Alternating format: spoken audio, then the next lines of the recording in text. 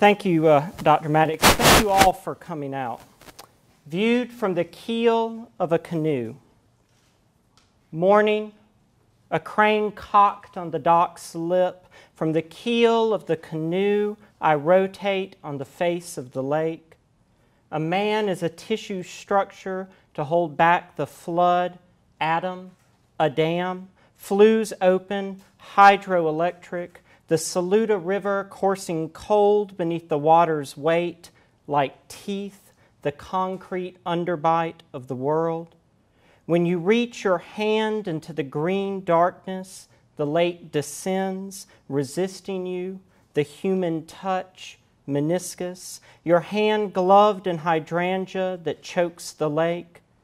In the winter, waters recede, bleached beach toys and cement blocks bearing gravestones, where the power company had sealed an abandoned town, rotten coffins floating on the surface of the water, garfish, rock bass, channel cats, a school of brim, what we've created, towns sunken, a landscape swollen with a misplaced river, the bottomland and the timberland beneath the canoe and the full moon. I first caught a fish in the dock shoals, found a rock seat, quartz in the shore's erosion, paddling away from the jet ski's pollution, noise confined to the cove's circle where sound carries, the bird wing and lightning freezing on the water's glass, life seen from inside the atom, where blue becomes silver, becomes white, becomes blue. And thank you again for coming out. I'm going to read a number of poems tonight. Typically, my big three themes, it seems, in my poetry right now, very much landscape, where I grew up, particularly the farming, rural community that in which I grew up. Family, especially my grandfathers. There's a number of poems about my grandfathers tonight. And also the very vibrant, difficult, dark, light relationship with prayer. And I found very much in the writing of poems that it's very, very difficult to lie to yourself if you write poems well. So I hope this comes out. Bird killing. Since this is your grandmother's house too far in the county for cable, since it's light till 8 o'clock and you can see where the puzzles miss pieces and your father's box of leftover stuff in his bedroom has nothing new, where the yearbooks are signed with love by women who are not your mother, after supper and dishes, past the dog pen, the hogs, past the line of pecans that point to the buried corners of a burned-out house, after walking as far as you can go and come back before dark, where the combine rusts, where you grasp for a slingshot from your back pocket and you've scoured a stone from the ground, gone quiet to pick a sound from the night. Since you found your direction and your relative place, you begin with a wren. This next poem, Gas Station, is a poem that I've always felt really sort of embodied one of these major themes. It's about my grandfather, one of my two grandfathers, like many people in the South, post-World War II, did a number of different things, and one of which apparently was owning a gas station. So this is a gas station. Burned out brick, slunk and gutted in the brush, my grandfather's gas station is forgotten. I never got the full story, not from him, but growing up, when we drove by the glassed-out windows and gray, bare pumps, the kudzu thickly steeping in the heat, I felt an awkward sort of pride, like finding a gravestone in the woods that bears your name. I felt that this was mine. He taught me once to pump gas. I'd forgotten this. trusting the clumsy handle in a kid's hands, telling me how so I could understand. But slowly, as the station veined with vines and graffiti, our language grew apart. I lost the lilt and swagger of my voice. When we moved to the suburbs, where every eyesore is demolished, all embarrassments tucked away, he moved on to other rundown jobs. Farmer, foreman, picker on the local radio. I didn't visit. His voice an eyesore, overgrown with accents I couldn't understand. It cost more to tear it down than let it rot. I write a lot about pigs for some reason. It may be because bacon is the supreme form of food that humans can partake in, but for any of you that grew up around pigs, they're very difficult animals, and they're difficult animals to be able to predict easily, and they're much, much smarter than you anticipate. Pig needle. Air is the dead smell of pigs. I break through rust. I spread mice like buckshot and kick husks up in clouds. Nothing suckles, nothing trotters in a room that is black water come alive, where the diamondback and dust moth slide on dry skin and with dry wings. Past barbed wire and cow pasture, into a corner of my grandfather's farm, I've come into the farrowing house for the first time to see for myself a sound I once heard hid behind its tin door. The incubating bulb had splotched the hall like a monarch's wing. The men went in and shut me out, and then I heard it, almost like a person, scream. The room thickens like slop in a trough, so I cannot see. Hands on the floor, I finger a dried birthmark or the stain left from cutting hogs from boars. But from an open drawer, light rises. A needle rusting in its used syringe, its eye scabbed with iron, a serum for the babies so they grow strong and big. The ones like us that hear before they see. The room warms me like the stomach of a pig. This next poem may be true. Coppermouth. I write a lot about snakes too, and I don't know if it's my intimate acquaintances with snakes throughout my life or if it has to do with the fall. I just don't know. But they're a big theme. Coppermouth. We trace divergence. We are in an old van on an old bridge looking for signs, a snake slip, a warm nest, the traces of the thought when we all were one. The earth has Alzheimer's. It forgets all it ever knew, leaving bits and pieces of a shattered memory flashing up at us when we dig deep.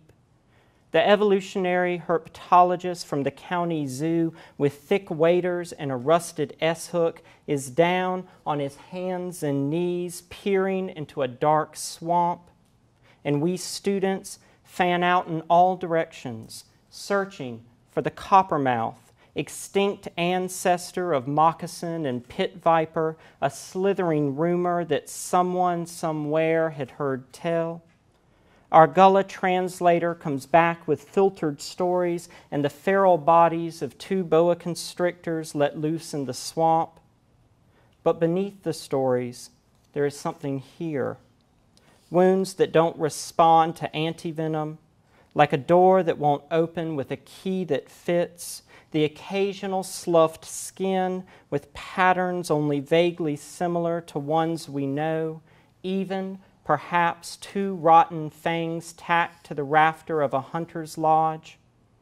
If such a species were still alive, we must find it, if only to show us the process of our combination and how different we've become, if only to remind us of the God who looks down on us saying, "Come together, all things in my name.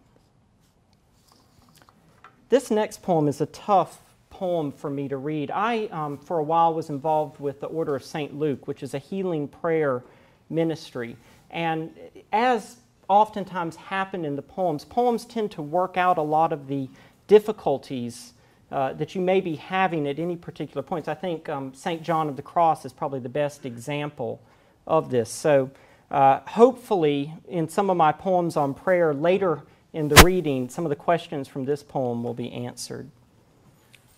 What prayer will not do. It will not paint a still lake in your mind, perhaps at sundown, with happy little trees and a lone boat rusting in the weeds of the shore. It will not come with a child-proof cap in an orange bottle, take twice a day for anxiety or inflammation, call me in the morning. Give what is desired, a quick glimpse of a girl, a new car, big muscles, a perfect score, or peace deep in the heart, that great myth, the golden fleece. No pathways in space will be open, no symphonies written, no hair regrown, no addictions kicked, no remission. Every morning, every evening in a closed-up room, as Christ commands, I light a failing candle, genuflect and whisper so my wife won't hear, Pater Noster, Ave Maria, Our Father, Hail Mary, full of grace, speak softly till the throat goes raw, and discipline like I train my toddler niece, my mind, don't go there, don't touch that, and turn away, then no, and again no, and no. Besides, who really says, I'm down with the Deus Absconditus, the absent God? We sing, I've climbed the highest mountains, I've run through the fields only to be with you. But prayer is the ultimate unfunded mandate in 401k. We say, I don't pray to change God, I pray to change myself. Exactly. But into what? And then it comes, the deepest embarrassment. Have we met before? I've forgotten your name. Dear God, my Lord, hey you. But this, what prayer will not do, heal you. This next poem is part of a two-part sequence. And I think this sequence is really, I think, where my poetry is most, at least for me.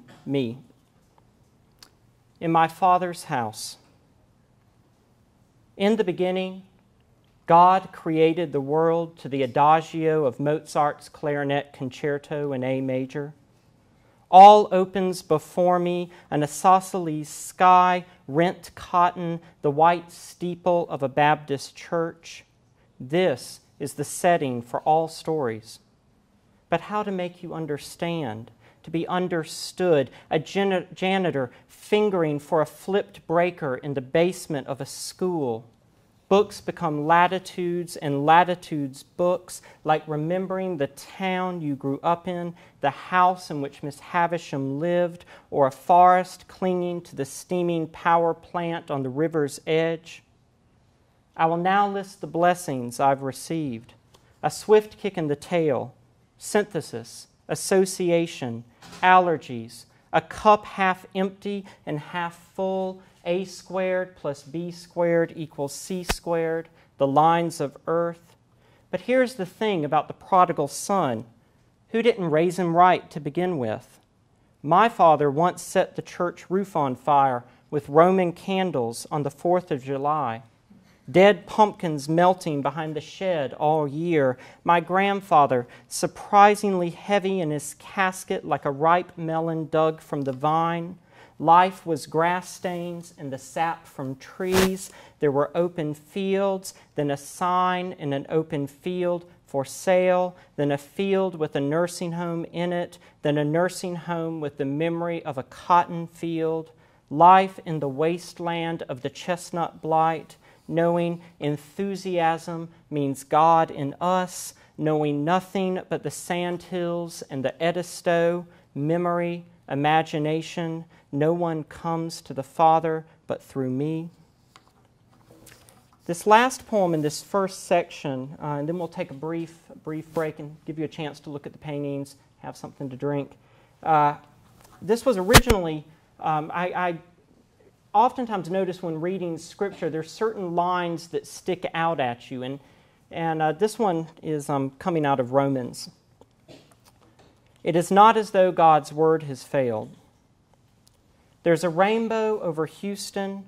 The devil beats his wife, a clogged highway, and a man and a motorcycle, and a sign on an overpass blinking on and off, drink, drive, go to jail.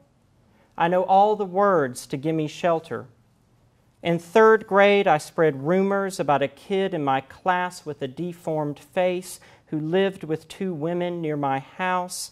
He wore the same gray sweatpants every day to school. Every day he came to our front door to ask if I could come out to play baseball or walk in the woods. I told everyone that he had AIDS. I called myself a Gentile until I was 10. Let's say nothing about the ATM and the narthex of the megachurch downtown, nothing of the swipes and keypads on the offering plates. Let's say I hear the King James Bible and the voice of my first preacher, Pastor Corder, who died when I was 7. I can't remember a thing about his face, but I hear his voice every day, every hour. There's a cold case file on the death of God. On the morning after Halloween, I walk with my dad in a pine wood built on the dead body of a cotton field, row on row of neatly seated young white pine. We walk a mile or more to get out of the man-made woods and step into a clearing where the kudzu grows square around the floorboards of a rotten house. In the lacing sun, appliance doors, gray fenders, bright white sinks strewn out like gravestones in the light. An icebox from the 20s stands upright, door closed. Astonished, we open it. Inside, a glass milk bottle, unbroken, undisturbed. I break the cap and pour out clean, pure milk that has not soured. I've got you where I want you is in his voice. Run off the road, disoriented with a broken kick drum in my chest. A song I know comes on the radio, and I begin to sing full-throated at the top of my lungs with the voice God gave me. It is not as though God's word has failed. I know all the words to give me shelter. I called myself a Gentile until I was 10. There is a cold case file on the death of God. I've got you where I want you is in his voice. Love me like I should be loved. Thank you.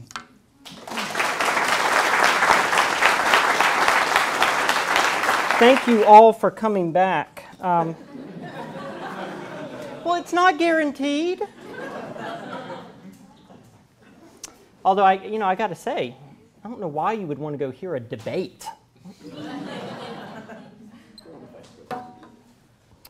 For the means of grace and for the hope of glory. This poem is actually set in Wales, in the Sentient Pass area of Wales, which is up in North Wales. For some strange and bizarre reason, there's a tiny little part of North Wales that likes my poetry. There could be worse English-speaking places, to have a fan base. At the top of the hill of which the house that we were staying in was, you could see all of Edward I's castles all at the same time. For the means of grace and for the hope of glory. With the tuft of his hind hoof, the wild colt lunges for the long felt of his wet nose.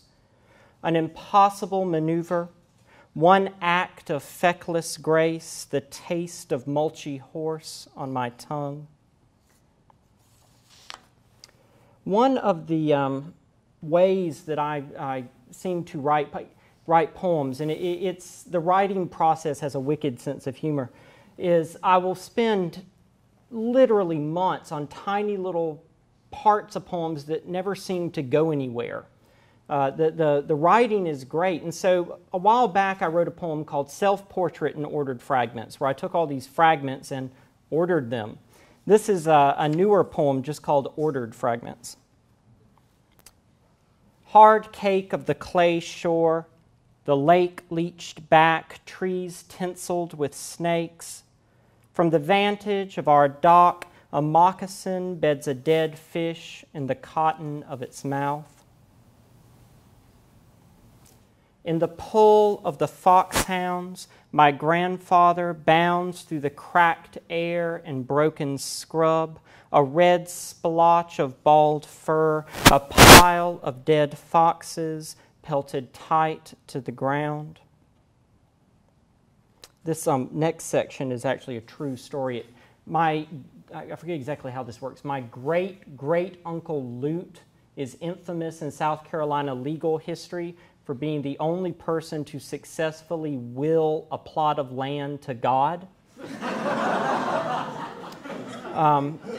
It was a spring, a healing spring area that he felt everyone should have. Although, without risking blasphemy, unfortunately, it does take, us, the followers of God, to upkeep that place. He didn't provide for this in the will. Split from the tongue of God, the Muskogean name for the gurgle of water my ancestor willed to the Lord. I affirm total immersion. I drink sweet, sweet tea steeped in the deep water of a healing spring.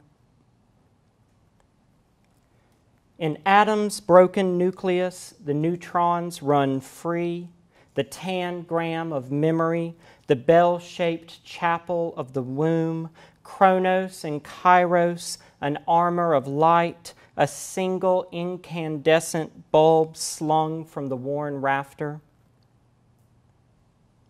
The salamander's atomic orange, the smolder of my tongue's flame, from my body, the burst of wings. This is one of the grandfather poems I was telling you about. In decency, I have edited this poem a little bit. The language of my grandfather is not necessarily the language of a poetry reading at HBU. Let's just put it that way. What is appropriate in the back fields of South Carolina is not necessarily appropriate in front of a Van Dyke.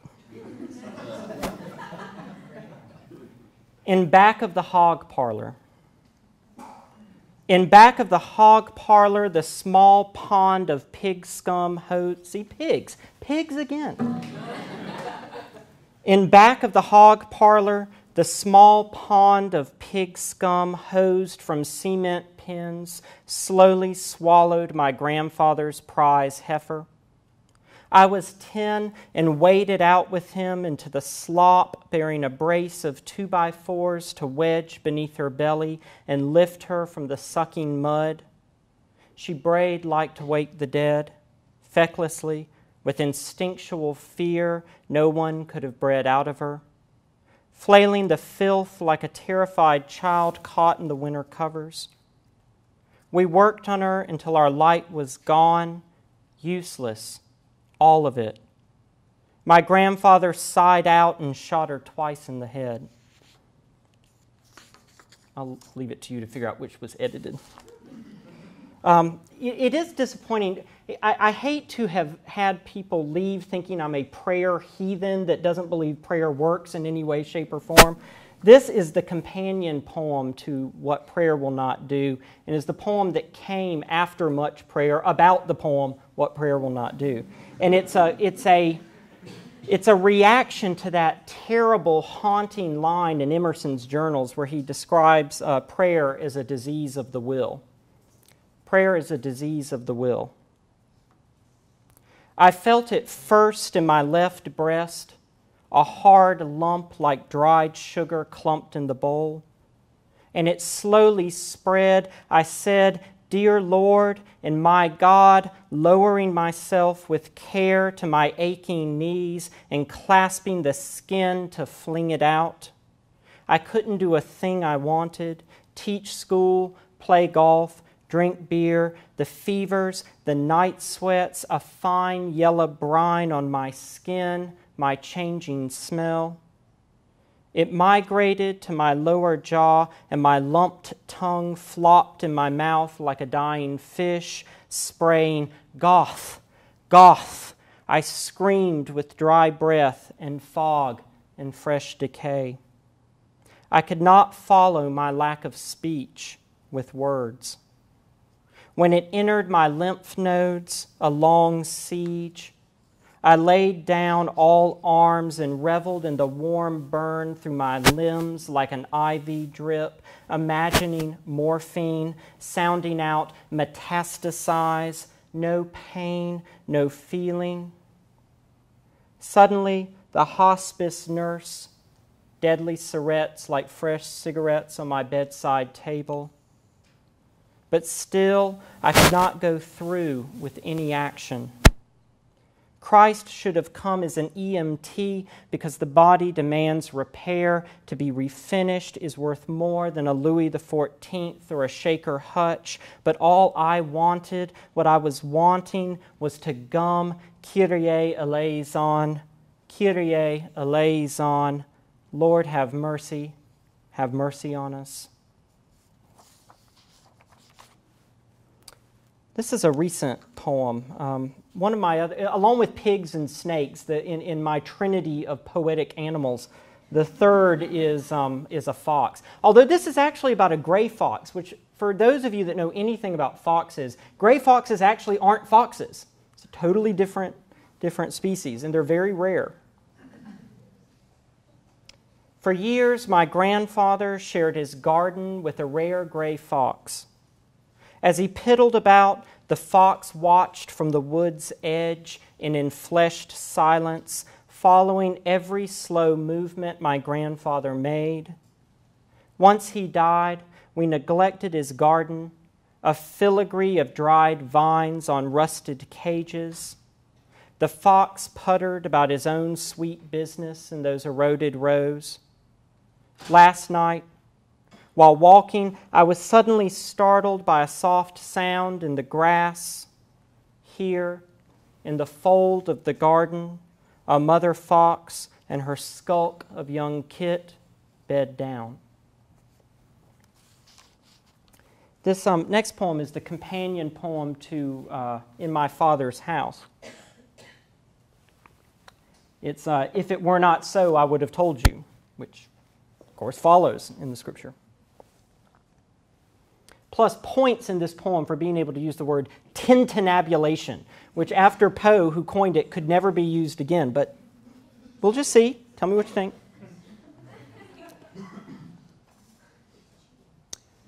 Memory moves through monastic silence. I go room by room, depression glass, lazy Susan, paper Santa, and a dome display. But still, there is no sound or smell, no aloe vera or touch of whiskey in the wood, not even the singular descending cheer of purple martins from the Martin house, or, deeper still, a well-tempered clavier, the carol of the bells, the tintinnabulation of our DNA. I practice patience and see what in the stillness I can recall: a square field, a rhombus of cotton, the world as Euclid viewed it, sandhills, red clay and loam, the body of memory, its back stretched long across the bottomland, the bloated carcass of thought floating up from a black river, or even a disembodied secret mouthing out Tintagel early on Easter morning alone in my room. There is a new shadow on a window pane, a wren attempting to come inside, haint in the body of a small brown bird, the woman who passed away in this very room. But I know better. The bird is a moving memory in continual change. The driveway was gravel, and then it was not. The sycamore tree in the church alley sloughed bark, and then it didn't. The shed without power was black with dust and clutter like the circular web of a brown recluse, and then it was opened. Or, to take a different view, I read Journey to the Center of the Earth, reclined in the music room of a house I no longer know. But the wren that knocks the glass is not a wren. She is a sparrow and lights on a limb beyond my kitchen window.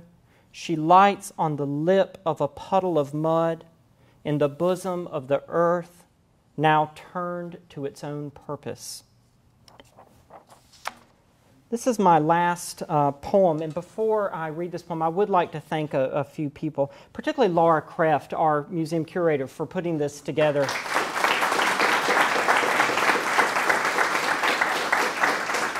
For Michael Collins and the entire art department who invited me to do this, because you can't invite yourself for this kind of thing.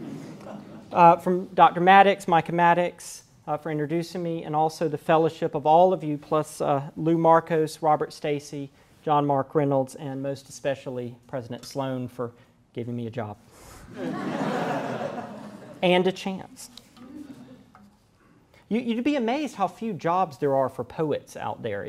Every time we advertise, there's at least 100 to 200 applications for each one. So go President Sloan. This poem is set at Trinity Cathedral in Columbia, South Carolina, which is old for America. It's an old cathedral. It's managed to survive Sherman. In the Trinity Cathedral cemetery, a number of famous people are buried, but particularly Henry Timrod, who was the poet laureate of the Confederacy. And when I was doing a Master's of Fine Arts at South Carolina, living next to the cathedral, I was walking around the churchyard one day, and there's this historical marker for Henry Timrod. And I just thought, here is the most famous poet of the Confederacy. I am in the heart of the Confederacy as a poetry student, and I've never heard of this man. So that's where this poem came from. I got to say, though, God has a sort of a wicked sense of humor sometimes. This is very much a poem about childbirth, written 10 years before I knew anything about childbirth. We'll see how true it becomes in about 6 months. Thank you. Don't watch anyway. This is a poem about the Incarnation. Below the low hang of live oak and palmetto, among gravestones grown green with envy of the living, among the three-wayed Hamptons wound in wrought iron, I sit in the shade of Henry Timrod and listen to the slow, long ringing of the bells. These words will rub off our minds like epitaphs exposed to salt and wind, an ode, a state hymn, all of his I know, ride on a tide of melody and ceremony.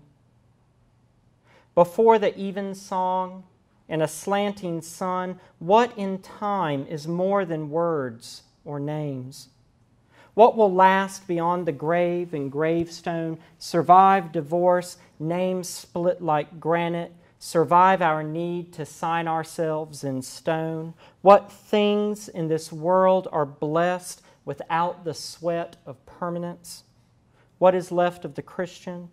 The decay of a fertile grave, a cathedral filled with air, the transubstantiation which is past, the consubstantiation which cannot feed us, or the echo of a day at the Battery in 1867 in the mind of an old man whose father's father was there at the dedication to the Confederate dead, who took in the same salt and sweat air that Timrod breathed? At what point do we begin to say, without saying, enough? This house to house religion is a museum, a reliquary of a faith drowned in the swamps of nouns and verbs. inarticulate, confined, ephemeral, ignoble. Even the Hamptons have turned to stone, and Henry Timrod, Confederate, Episcopal, is voiceless. What options have we left ourselves? Who would score a mass for the end of time? And in the echo in the bell yard, fingers running the rivulets of the gravestones. Of ourselves we make cathedrals. Not from our words as Wordsworth wanted, but from here where my hands that hold you are two chapels, and the green glaze of my eyes is slow-stained glass, where my arms around you are a flying buttress, and the cross of my body on your body is the long central hall of a cruciform church rising higher and higher to my chest clerestory, the pattern of aisles, each ripple of skin a row of pews, your rolling, parted wave of wood-burnished hair, a choir, and in the great bell tower, my mouth resounds with the ring of a kiss calling forth the pregnant tension among three people before the beginning of the word, this tension which will suffice, the unspoken sound of two restless tongues in primal eloquence, awaiting the arrival of a child. Thank you.